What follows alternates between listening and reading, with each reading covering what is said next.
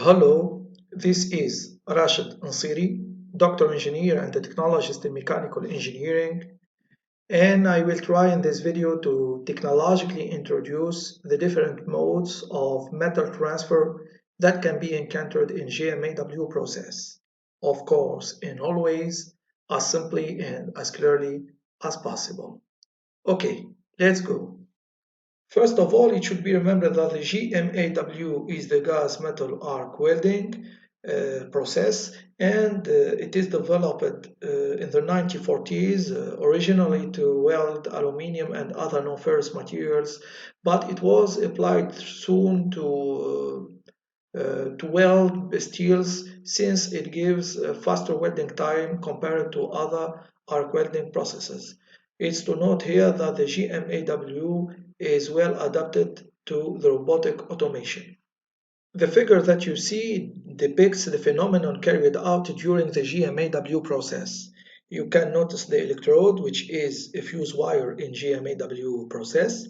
This electrode will establish an electric arc with the base metal, and the electric arc will generate an intense heat that will be used to ensure the deposition of the metal of the electrode into the whirlpool. So you can notice also the shielding gas. In fact, the nozzle will direct a jet of shielding gas, and this gas will protect the molten weld against the ambient oxygen and nitrogen. It is to note here that the way in which the metal of the electrode will be deposited is called metal transfer mode. Now, depending on several parameters like the amperage, the type of the welding current, the type of the alloy that constitutes the electrode, the diameter of the electrode, the type of the shielding gas, etc., the mode of metal transfer in GMAW will differ, and we can distinguish four basic metal transfer modes: the short circuit transfer, the globular transfer, the spray transfer, and the pulse transfer. And this figure will indicate globally the aspect of each metal transfer modes. Now we will start with the GMAW short circuit transfer mode, called also short arc. And as the name of this transfer mode suggests, the metal transfer will be induced by a series of short circuits. And as you can see in this figure, which indicates the different phases of the short circuit transfer mode, first we have the GMA electrode, which is a wire. This wire will advance towards the workpiece until getting contact. This contact will produce a short circuit. Of course, short circuit means that the voltage will tend towards zero, but the GMAW power source must keep the voltage constant. So it will rise the electric current. It will drastically rise this electric current, so an intense heat will be produced, which produce the melting, or which provoke the melting of the wire until it's pinching off under the form of a small or a little explosion. So the electric arc is over and we will have sputters, and the cycle is restarted.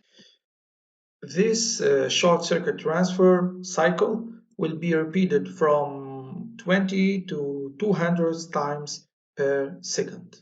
Now, in order to produce the short circuit transfer, we have to ensure certain requirements. The principal ones are the low heat input, which means low amperage and low voltage. Of course, low amperage is associated to low wire speed. And for the shielding gas, it must be either 100% dioxide carbon or a mixture up to 75% argon. For the GMA electrode, there is no real requirements because we can obtain the short circuit transfer mode using carbon steel electrode or stainless steel electrode. Now for the principal advantages of this short circuit transfer, since this mode uses low heat input, low amperage and low voltage, all welding positions will be possible because the molten weld will be able to cool rapidly, and also the short circuit transfer will be suitable for thinner workpieces. And since we use low amperage and low voltage, the power source of the GMAW will be basic and its cost will be low. And for the principal limitation, of course, as I said or as I explained before, there is a lot of sputter, and it is limited to thin workpieces since it uses low heat input.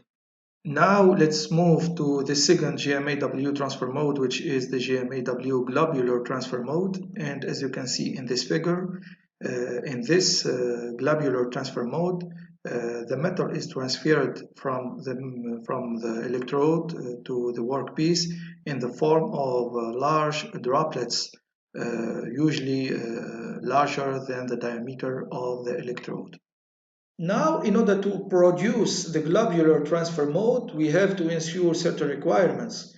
The principal ones are about the amperage and the voltage. In fact, we must use a higher amperage and a higher voltage than those used in the short circuit transfer mode.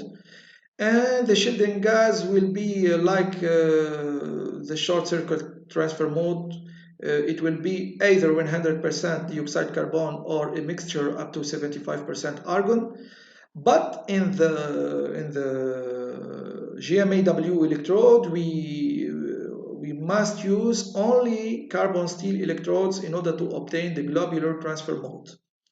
So the principal advantages for this globular transfer mode is, first, this mode is suitable for thick workpieces since it uses relatively high amperage and high voltage, and also there is no particular requirement for the GMAW power source used in order to obtain globular transfer mode. So we can say that the globular transfer mode presents a low cost. For the principal limitations of this globular transfer mode, we have a lot of sputter. Only flat and horizontal positions are allowed in welding, of course. And as I explained before, only carbon steel electrodes are allowed in order to obtain globular transfer mode, so the stainless steel electrodes are not allowed. Let's move now to the spray transfer modes, and as its name suggests, the metal transfer from the electrode to the workpiece will be in the form of small molten droplets, usually smaller than the diameter of the electrode. And it is to note here, of course, for the spray transfer mode, that once the electric arc is established between the electrode and the workpiece, this electric arc will be on at all times, unlike the case of short circuit transfer mode. Now, in order to obtain spray transfer mode, we have to ensure certain requirements. The principal ones are, first, we need to use high amperage and high voltage in order to obtain this spray transfer mode. Of course, high amperage is associated to a high wire speed. For the electrode, we can use carbon steel or stainless steel electrodes. And for the shielding gas, we must use a mixture with at least 80% argon. So for the principal advantages of these spray transfer modes, this mode is suitable for the thick workpieces since it uses a high energy or high heat input, which means high amperage and high voltage, and we will have a high deposition rate, And the power source used in order to obtain spray transfer mode is a basic power source with no special requirements. So it will have or it will present a low cost power supply. For the principal limitations, this spray transfer mode is not suitable for thinner workpieces, of course, because we use high amperage and high voltage, and it is used only with flat and horizontal welding positions, and the shielding gas is expensive since it requires at least 80% argon. Now we move to the pulse spray transfer mode, and this mode is slightly different than the standard spray transfer mode. In fact, in this pulse spray transfer mode, we use a special power supply that permit to generate an amperage that cycles between a high spray transfer amperage and a low background amperage, and in each cycle only one droplet will be transferred between the electrode and the workpiece. Now, in order to obtain the pulse spray transfer mode, we need some requirements. First, we have to use a special power source or power supply. Special means this power supply is not basic. This power supply will permit to generate a high peak amperage. The peak amperage is the pulse spray transfer amperage with a relatively low background amperage, and also this power source will generate a high voltage. Also, carbon steel, stainless steel, and special alloys electrodes permit to obtain this pulse spray transfer mode. For the shielding gas, it is the same as for the standard spray transfer. So the shielding gas is a mixture with at least 8% argon. For the principal advantages of this pulse spray transfer mode, we have a higher deposition rate, and sputter are reduced. All welding positions are allowed, and this pulse spray transfer mode is suitable even for thinner workpieces because the average amperage between the high peak amperage and the relatively low background amperage is relatively low, so we can weld correctly thinner workpieces. The principal limitations are: one, the shielding gas is expensive since it requires at least 80% argon. Also, the power source or the power supply is not basic. It is a special power supply that will permit to generate two types of electric current: the high pulse spray transfer amperage and the relatively low background amperage. So this power supply is expensive, and it is to note that this pulse spray transfer will generate a high radiated heat, which is uncomfortable and unhealthy for the welders.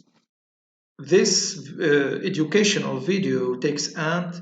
Don't hesitate to leave all your questions, your remarks, and your suggestions in the comments, and I will answer as soon as possible. Thanks a lot for your attention.